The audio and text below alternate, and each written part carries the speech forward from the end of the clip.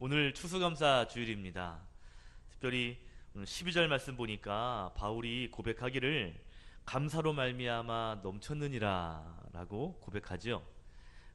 바울은 고백하기를 감사로 말미암아 넘치게 되었다. 10절에는 표현하기를 풍성하게 되었다 라고 말하고 있습니다.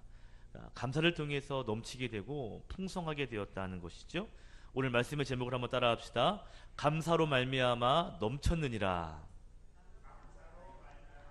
넘쳤느니라. 예, 오늘 추수감사 주일인데 오늘 감사를 예배 가운데 많이 묵상하셔야 되는데, 특별히 우리의 감사를 통해서, 저와 여러분의 감사를 통해서 섬기는 교회와 또 삶의 자리가 풍성해지는 일들이 말씀처럼 나타나게 되기를 주님의 이름으로 간절히 축원드립니다.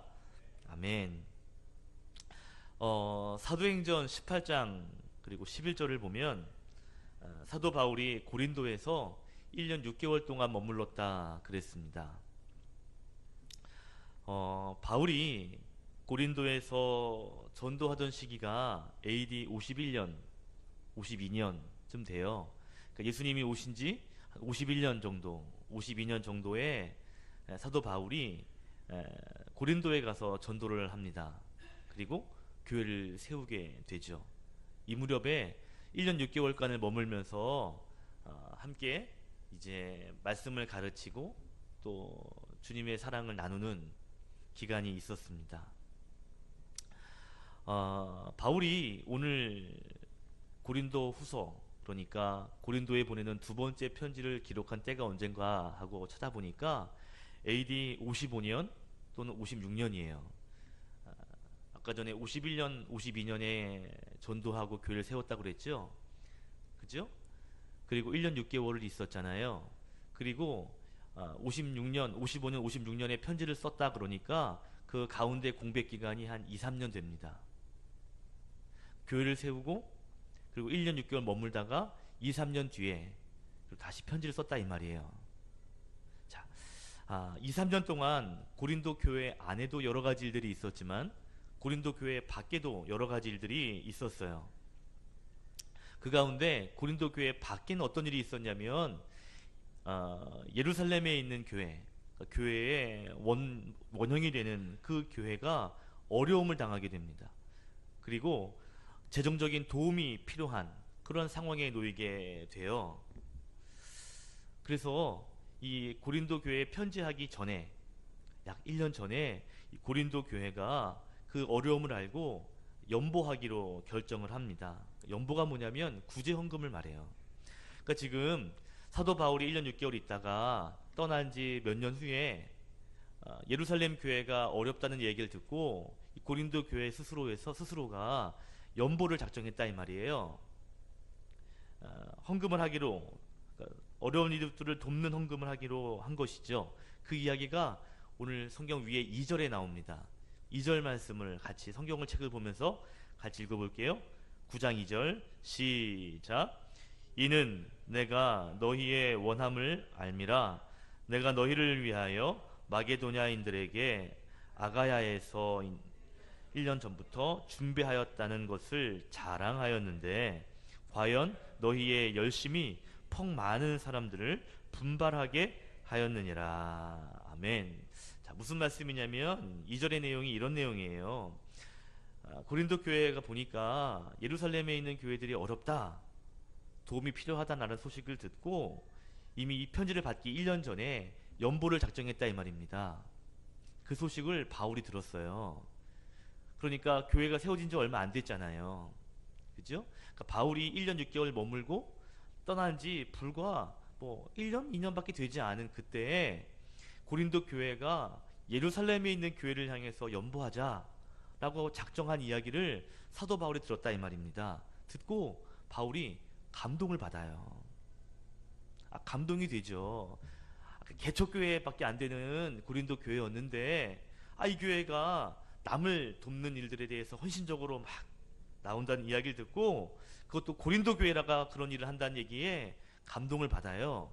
그 당시에 바울이 아가야라는 곳에 있었는데 아가야에서 그 소식을 듣고 그 주변에 있는 마게도냐 사람들에게 자랑을 하는 거예요. 고린도 교회에서 이런 일을 한답니다. 여러분, 몇 년 전에 세워진 개척교회밖에 안 되는 이 교회가 부흥하더니 이제는 다른 교회를 돕는 그런 교회가 됐어요. 여러분, 얼마나 멋집니까? 라고 막 그 교회를 자랑하고 칭찬했다 이 말이에요. 그랬더니 마게도냐에 있던 사람들이, 그 성도들이 고린도 교회 이야기에 은혜를 또 받아요. 그러니까 바울도 은혜를 받고 바울이 전하는 그 주변에 있는 마게도냐 사람들도 은혜를 받아요. 그래가지고 이 마게도냐에 있는 사람들도 우리도 연보에 동참하자. 그리고 함께 그 일들을 하기로 결의합니다. 그러니까 고린도 교회를 통해서 지금 연보의 일들이 계속 번져지고 있는 것이죠. 자, 여기까지는 너무 은혜로운 이야기죠. 고린도 교회의 이야기가 너무 은혜가 되잖아요. 자, 그런데 문제는 그 다음이에요. 무엇이 문제인가 하면 고린도 교회인들이 성도들끼리 모아서 이제 연보하자, 돕자 해가지고 열심을 해서 막 시작을 했는데, 그런데 1년이 지났지만 아직도 연보가 맞춰지지 않은 거예요. 그러니까 처음에 지금 은혜롭게 시작한 거죠. 하자. 그래가지고 그냥 크게 일을 추진하고 있는데 마무리를 제대로 못 지은 거예요. 일이 좀 우습게 돼버린 거예요. 왜냐하면 고린도 교회가 연보하겠다라고 하니까 사도 바울이 그걸 자랑했잖아요. 그래서 그 다른 마게도니아 사람들이 연보를 막 했단 말이에요. 그런데 정작 다른 곳은 다 이미 연보가 끝났는데 시작한 고린도 교회는 아직 못 끝내고 있으니 뭔가 좀 바울이 볼 때 내키지가 않죠. 오늘 4절과 5절에 바울이 뭐라고 얘기하냐면 너희들이 괜히 딴 데에서 부끄러움 당하지 않을까 두렵다라고 하면서 1년 전에 하려고 했던 그 연보를 이제 마무리했으면 좋겠다라는 이야기를 오늘 쭉 이야기하고 있는 것입니다. 사실 이 고린도후서 우리가 9장을 읽었지만 이 연보에 대한 이야기는 8장부터 나와요. 그러니까 8장에 연보를 마게도니아의 성도들이 연보했다는 이야기를 시작하고요. 그리고 9장에서는 고린도 교회의 연보의 이야기를 합니다. 이 고린도후서에서 이 연보에 대한 이야기가 8장과 9장에 나오는데 전체 이 고린도후서에서 약 15%를 차지해요. 연보에 대한 이야기가요. 그러니까 지금 이 편지의 목적이, 기록한 목적이 그 연보 때문은 아니지만 그러나 때론 이 편지의 목적 가운데 한 부분인 것은 분명하지요. 이해가 되시고 있는 거예요 지금? 네, 좋아요. 지금 바울이 고린도 교회 성도들에게 지금 이야기하기를 1년 전에 하려고 했던 그 연보를 마쳤으면 좋겠다. 그래서 13절에 뭐라고 말하냐면 너희의 연보로 말미암아 하나님이 영광을 받았으면 좋겠다 라는 이야기를 하고 있는 것이죠. 자, 저는요 오늘 말씀을 통해서 두 가지의 교훈을 함께 나누고 그리고 그것을 또한 기도의 제목으로 삼았으면 좋겠습니다. 자, 첫 번째는 뭐냐면 감사가 열매다라는 거예요. 그런데 어떤 열매냐? 감사는 하나님의 영광을 보여주는, 하나님께 영광을 나타내는 귀한 열매다라는 것입니다. 한번 따라합시다. 감사는 열매입니다. 어떤 열매요? 하나님의 영광을 나타내는 열매입니다. 자, 고린도 교회가 연보를 작정했죠. 그죠? 그 연보가 저는요 하나님을 향한 감사의 표현이라고 생각해요. 비록 그 연보가 어려운 이웃들을 돕기 위한 마음이지만 그런데 그들은 하나님에 대한 감사가 있기 때문에 또 하나님을 사랑하기 때문에 그들을 돕고 있는 것입니다. 고린도 교회가 잘 모르는 예루살렘 교회에 대해서 연보를 할 때요 친분이 아니에요.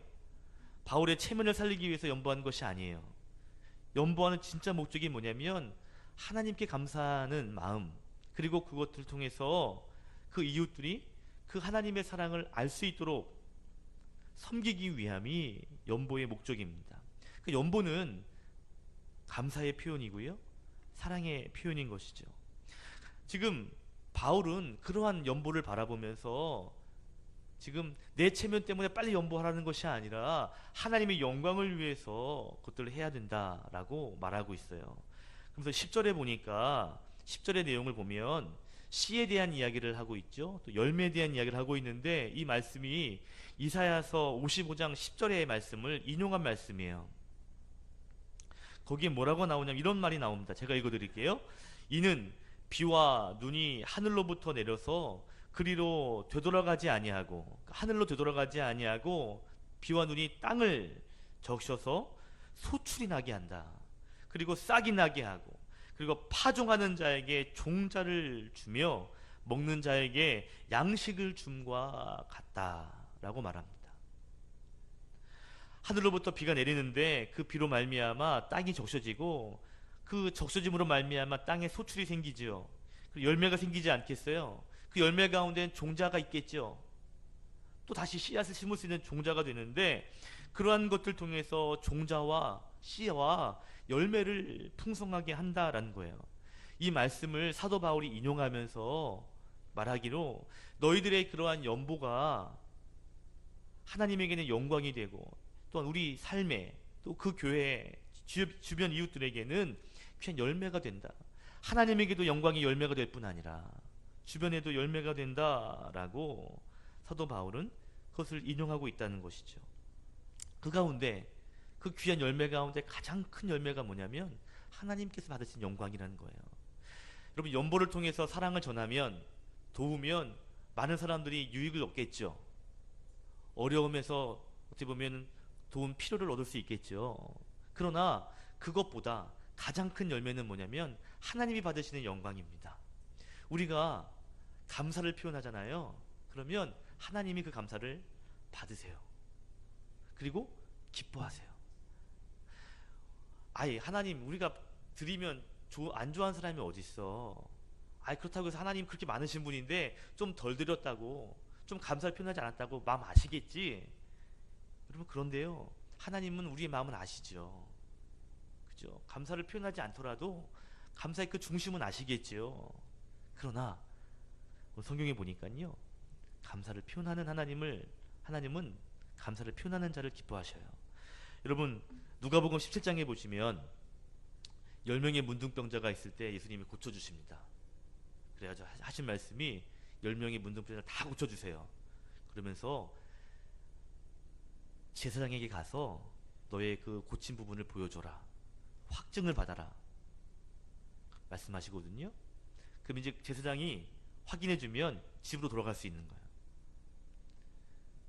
근데 10명이 고침받고, 그리고 제사장에게 확인을 받은 후에 다시 돌아와서 예수님께 감사한 사람은 10명 중에 몇 명이에요? 10명 중에 몇 명이에요? 한 명이에요. 한 명. 그때 예수님 뭐라고 말씀하세요? 나머지 9은 어디 있느냐? 왜 한 명만 감사하러 왔느냐? 하면서 감사하지 못한 9명의 사람들을 찾으셨어요. 이 마음이 뭐예요? 하나님은 감사의 마음을, 또 감사하는 자를 찾고 계시다라는 거죠. 우리가 하나님께 감사하는 표현들이 많이 있습니다. 오늘 성경처럼 헌금일 수도 있고, 남을 돕는 걸 수도 있고요, 몸으로 드리는 헌신일 수도 있죠. 다양한 방법으로 하나님께 감사를 표현할 수 있는데, 중요한 것은요, 여러 가지 방법으로 감사를 표현할 때 그것들을 하나님께서는 받으시고, 결국 그것들이 결국에는 하나님의 영광으로 나타나야 된다라는 것입니다. 저와 여러분의 표현들이 하나님께 영광이 되어야 할 줄로 믿습니다. 오늘 우리가 추수감사주일에 감사로 예배해야 하고요, 그죠? 그 감사의 예배가 오늘 하나님께 기쁨이 될 거예요. 그리고 그분에게는 또한 영광이 나타나게 될 것입니다. 오늘 오후에 우리가 찬양을 드리고 준비한 여러 가지 것들을 발표하게 될 텐데, 여러분, 그냥 찬양이 아니에요. 그 찬양은 감사의 표현일 줄로 믿습니다. 조별 찬양하는 정도가 아니에요. 그 정도로 생각하시면 안 돼요. 감사를 담아 찬양하는 것이고요, 감사를 담아 하나님께 워십을 드리는 거지요. 결국 방법적인 것이 그렇지만 본질은 감사예요. 하나님은요, 그 감사를 받으시고 영광을 받았다, 나타냈다라고 아마 분명히 말씀하실 것입니다. 자, 그런데 이런 질문이 생깁니다. 감사가 열매인 거 분명히 맞죠. 자, 그런데 오늘 성경을 보면서 이런 질문이 들어요. 왜 고린도 교회가 처음에는 그렇게 모든 사람을 감동 줄 만한 그렇게 연보를 멋지게 시작할 수 있었는데 왜 마무리를 하지 못했을까? 1년이라고 하는 시간 동안 왜 그 연보를 마무리하지 못했을까? 이런 질문이 생깁니다. 여러 가지 이유가 있겠지만 그 가운데 가장 중요한 이유가 있다면 내부적인 문제가 있었어요. 교회 내부에 사정이 있는 거예요. 근데 어떤 사정인지 여러분 들어보실래요? 뭐냐면 교회가 나눠집니다. 교회가 분열해요. 교회에 다툼이 있습니다.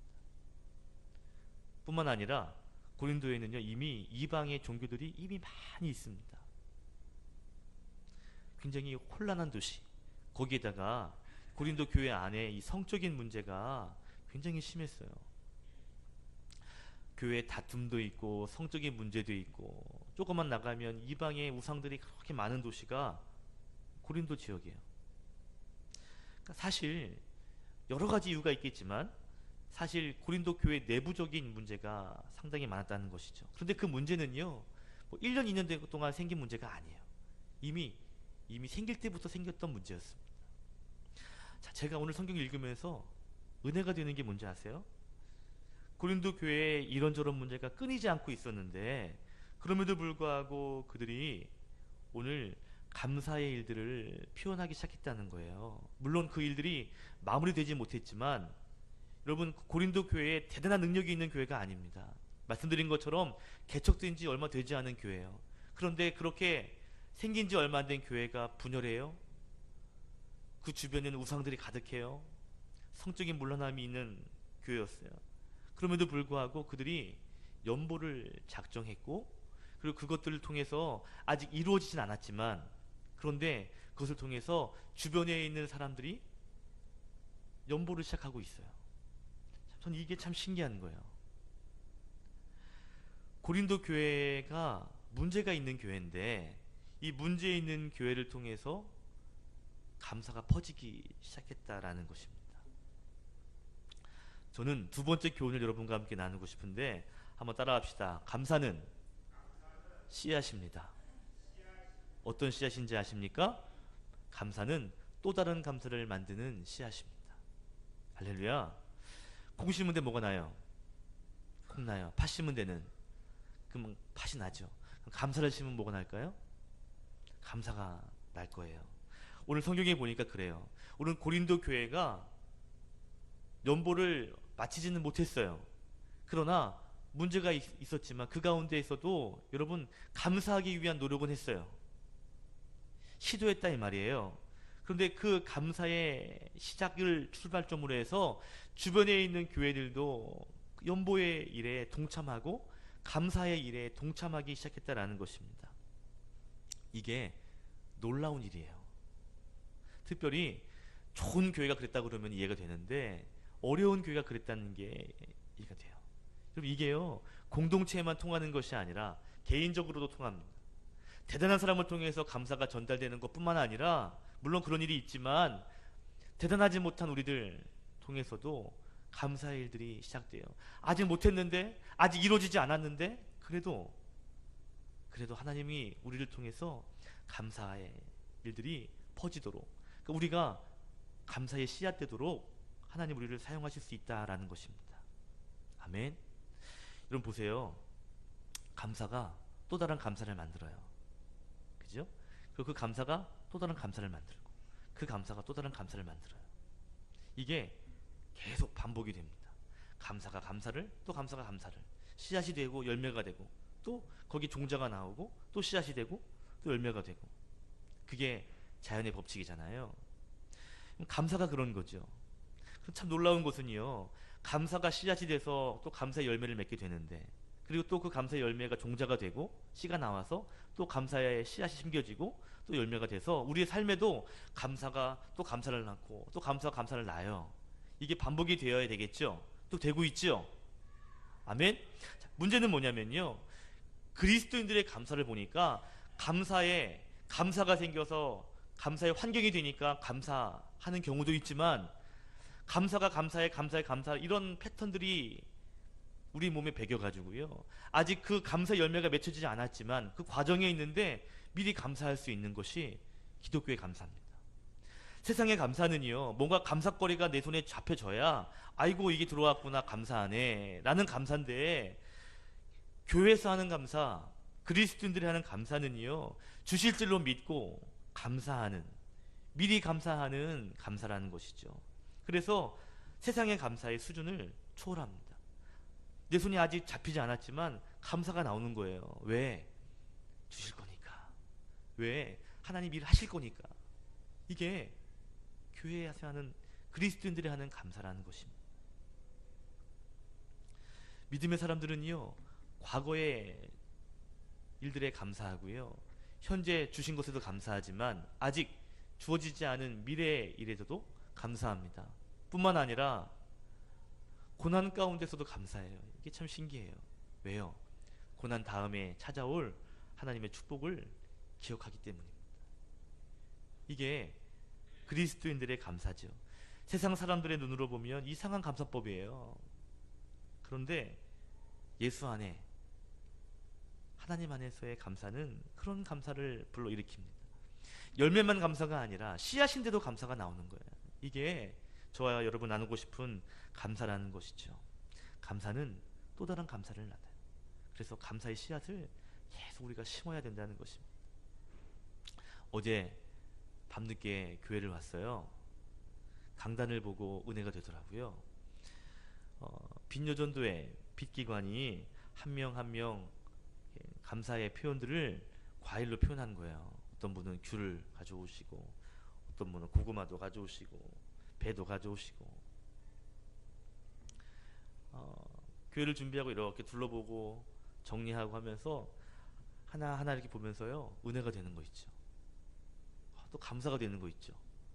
그러니까 한 분 한 분들의 감사가 모였는데 그걸 바라보는 제가 감사하고 있는 거예요. 그러니까 그분들의 감사가 씨앗이 돼서 제가 감사의 열매를 또 누리고 있더라고요. 여러분, 교육부서 선생님들이 어제 1시까지 바깥에 막 꾸미고 갔어요. 보셨어요? 꼭 보시고 가세요.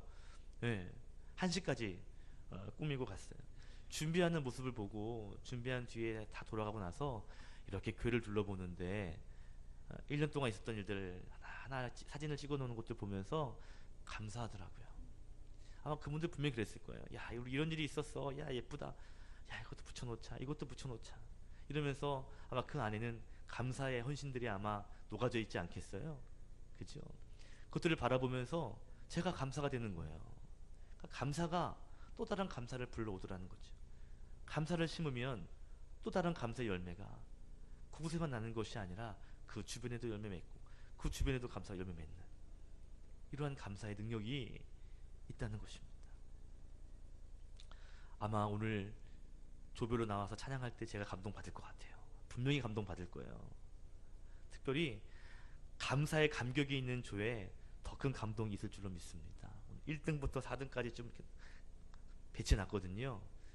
감사로 감사로, 그 감동으로 하나님을 찬양할 때 그 감동, 그 감사의 열매들이 많이 퍼지게 되겠죠. 감사로 섬길 때, 또 감사로 심을 때 또 다른 감사가 일어나게 되는 것을 보면서, 아, 감사는 씨앗이다. 열매이면서도 또 씨앗이 되겠구나 생각을 하게 되는 것입니다. 저와 여러분이 감사의 열매를 많이 거두시기를 바라고요. 먼저는 감사의 씨앗도 많이 심으시기를 주님의 이름으로 축복합니다. 말씀을 정리할게요. 12절에 바울이 말하죠. 많은 감사로 말미암아 넘쳤느니라, 풍성하게 됐느니라. 아직 그 일들이 다 충만히 이루어지진 않았지만 바울은 될 줄로 믿고 감사로 편지하고요. 15절도 보면 하나님께 감사로 그를 마무리하고 있습니다. 감사의 씨앗을 심고 또 감사의 열매를 거두는 저와 여러분 되시기를 예수 그리스도의 이름으로 축복합니다. 아멘. 기도하겠습니다.